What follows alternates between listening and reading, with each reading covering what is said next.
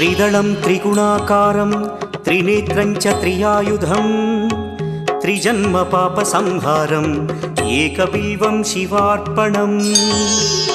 त्रिशाखैः बिल्वपत्रैश्च अच्छिद्रैः कोमलैः शुभैः तव पूजां करिष्यामि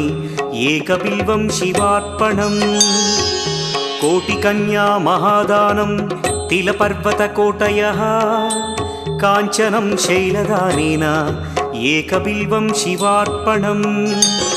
काशीक्षेत्रनिवासं च कालभैरवदर्शनौ प्रयागे माधवं दृष्ट्वा एकबिल्वं शिवार्पणम् इन्दुवारे व्रतं स्थित्वा निराहारो महेश्वर नक्तं हौष्यामि देवेश